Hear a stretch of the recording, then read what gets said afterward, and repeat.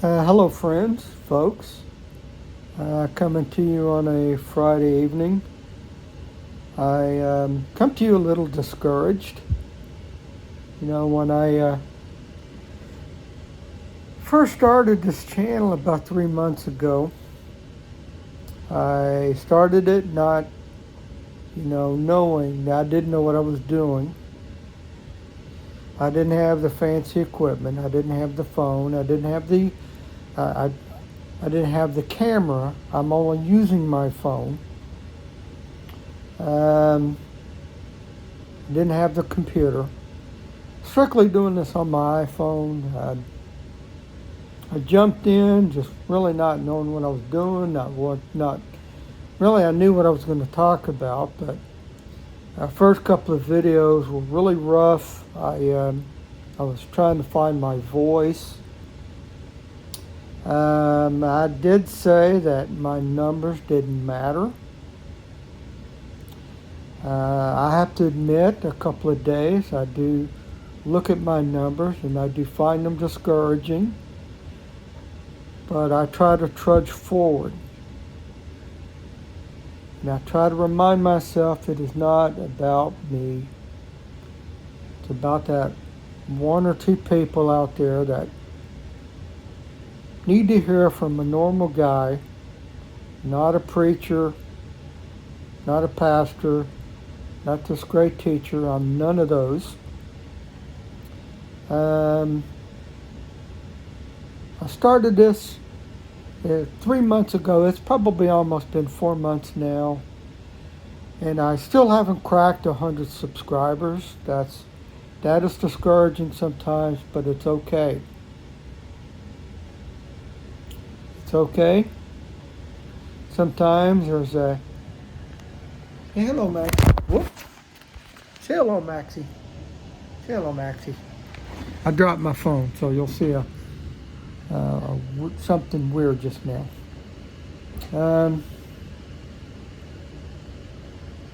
It's discouraging. Sometimes I just get discouraged. Because, so sometimes I'll sit down with just absolutely no notes, not knowing what I'm talking about. And I'll get a lot of people will watch that video. Other people, and sometimes I'll sit down doing a deep dive study. I'll spend 2 days doing a study, and maybe 30 or 40 people will watch that video. And other times I'll do a very quick 30-minute jot down some note study, and 200, 300, 400 people will watch that video. That convergence video that's sitting at this time 412 views, I probably did that study in about 30 minutes. And other videos I spent 1 to 2 days on studying, maybe 20 or 30 people watched it. It's discouraging, but I'll trudge forward. Sometimes I'll wake up and it's not keeping me up at night. There are other things that are keeping me up at night, but what do y'all think? I need some encouragement here. Until something tells me, holy smokes. All right, hold on. Let me let the dog out. All right, goodbye. Crazy dog. All right. So, let's lose a little bit more subscribers today. Let's lose some more subscribers. What I'm going to talk about, and that is Trump. Okay? Let's talk about Trump. Trump is the biggest distraction out there right now. Do I think all of those charges hold water? No. We are now a banana republic. the other side are throwing things against the wall until something sticks. It's a complete farce. This whole thing is a joke. Now she's whining at the door. Crazy dog. You're just going to have to wait. All right. I'm a cat person. I'm not a dog person. That's my wife's dogs. Let's go back to what I was saying. This whole thing with Trump is a total distraction. There are a couple of people at work that I work with who are on my team. They love the guy. Short of putting a picture on their desk, putting candles around this picture and worshiping the guy 3 times a day, they love the guy. I am off the Trump bandwagon. Okay? Just wait till we get our man back in office. Oh, really now? Is he going to wave a magic wand and this whole cesspool, cockroach motel country is going to be fixed? Is he going to fix it? Trump? Is he going to fix everything? We have stepped so far over the unrepairable line. Only King Jesus is going to fix this world. Only King Jesus is going to fix this country. Trump ain't. All right? Trump is not the answer. Trump is not. Look, there's not even going to. I will stand my ground. I will stand my ground, and I will say, in or out. I will stand my ground. Yeah. I will stand my ground and say there will not be a 2024 election. Period. This is a nutty video. This crazy dog. Anybody want a dog? Anybody? Going once, going twice? I will ship her for you for free. I don't think my wife would like that. All right. I'll stand my ground saying that no, not going to be a 2024 election. I think the rapture's going to be this year. Now, January 1st of 2024, you're welcome to leave all the mean comments behind. All right? I'll read them before I delete them. I promise you that. But I'm tired of the Trump being our savior. He's not, guys. He's not. Tired of Trump. There, I said it. I'm tired of Trump. He is such a divisive person. He has so divided this country. And the pro-Trump, the anti-Trump, I don't know. I don't know. I might leave in my community something on Mark Levin that he did Sunday night. It's about 15 minutes long. Do watch it. He explains perfectly what the left is trying to do to this country. I can't explain it any better than him. I might put it in the comments section. Look for it after this video, or I might post it tomorrow. I'm going to read a article real quick, if I can read. I still don't have my bifocals. All right. Yeah, I can read this pretty well. I'm going to read this pretty quickly. It's pretty lengthy. It's basically the U.S. economy. It is off of Rapture Ready News, dated August 21st, 2023. Good news is good news, bad news is good news, very bad news is great news. You know, that's funny because every time we are just hit with the worst news, I get more and more excited. So it says, I continue to see an amazing performance in the U.S. stock market. I've become absolutely convinced that the stock market's ability to defy long-standing financial rules on the negative side is related to the rapture. We are living in a strange world where the most dire news possible can be made to be a positive event for the financial markets. If it was announced that a large asteroid was headed for the Earth, the stock market would rally. We recently had the credit rating against Fitch. Let me read it back. We recently had the credit rating agency Fitch downgrade the U.S. credit rating. Fitch cut the U.S. debt by one notch from AAA to AA+, partly in response to how the federal government handled the debt crisis 2 months ago. The move mirrored a similar downgrade by the S&P in 2011, also following a debt ceiling standoff in Congress. I was surprised that Fitch was brave enough to cut the government's debt rating. When S&P downgraded the U.S. stock market, went into a mini crash, and gold shot to a new high, S&P found itself under scrutiny from a large portion of the national government, since the firm had given a AAA rating to corporate bonds that crashed during the 2008-2009 financial crisis.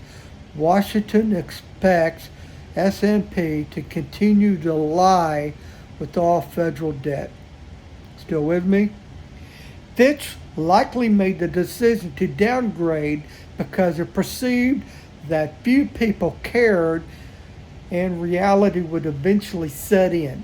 If the federal bond market goes into meltdown, Fitch can claim the 1-point lowering of our nation's rating was somehow a warning of the coming calamity. A true measure of our debt risk would have bonds rated as junk. There used to be a class of people who were called debt watchdogs. They would write books that warned how our spending was going to cause the death of the dollar. I have many of them in my book collection. When the national debt reached $1 trillion on September the 2nd of 1981, the debt watchdogs started barking like crazy. They would be amazed to learn that the U.S. debt would reach $33 trillion. $33 trillion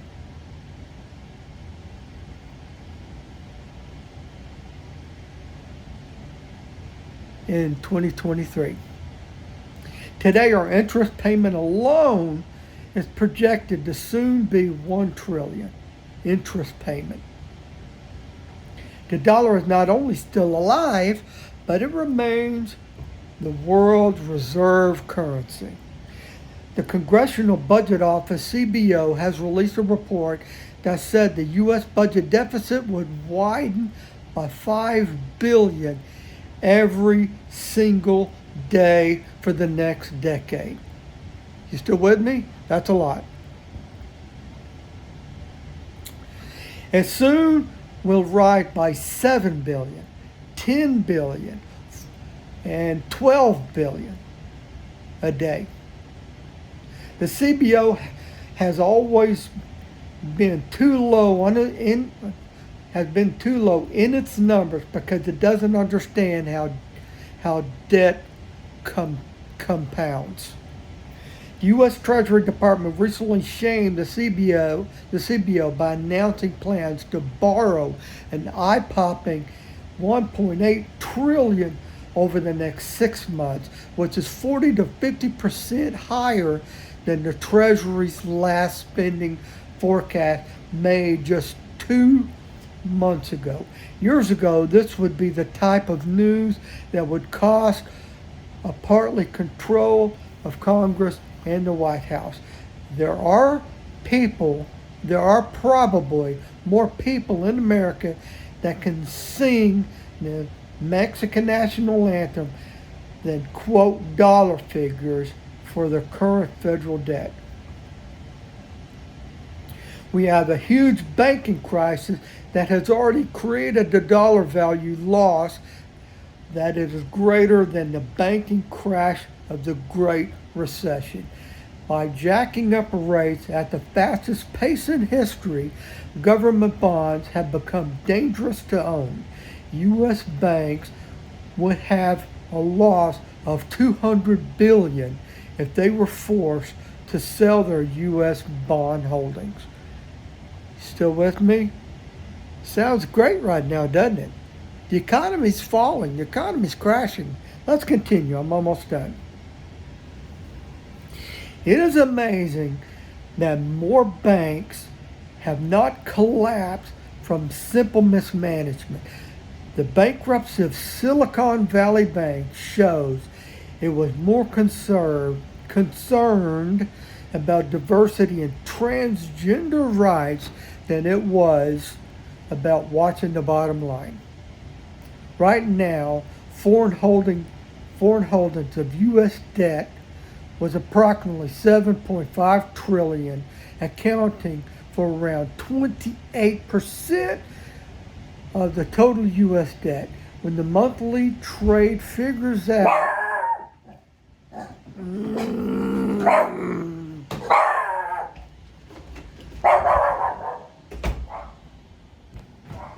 again, anybody want a dog? All right. Right now, the foreign holdings of U.S. debt was approximately $7.5 trillion. Hold on, I lost my place because of that nutty dog.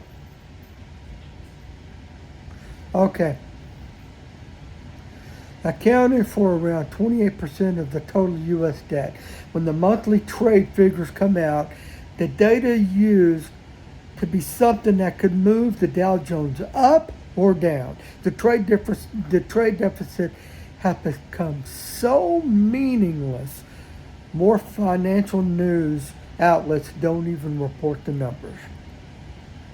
Reports show the two largest holders of our debt starting to sell bonds have had no impact on awareness. The Fed can print up all the money required to patch a hole in the U.S. financial market, and can do nothing for a trade partner that says they don't want dollars for products we sell you. There's a growing list of financial milestones that once reached in the past have nearly always resulted in stock market crash. Some strange magic is working to prevent these triggers from being set off, because Jesus said he would come back at a time of peace and safety. Seems to be the only explanation for why we have the most resilient economy in the nation's history. Couldn't have said it better myself. For when they shall say peace and safety, then sudden destruction come upon them as travail upon a woman with child. They shall not escape. 1 Thessalonians 5:3. He said it better himself. The only explanation why total collapse have not come upon this economy is that we're still here. We are still here. I hope you kept up with that. I read that kind of fast. Again, I came on here as a little discouraged. Get saved today. We go home soon. Get saved today. We go home soon. God bless.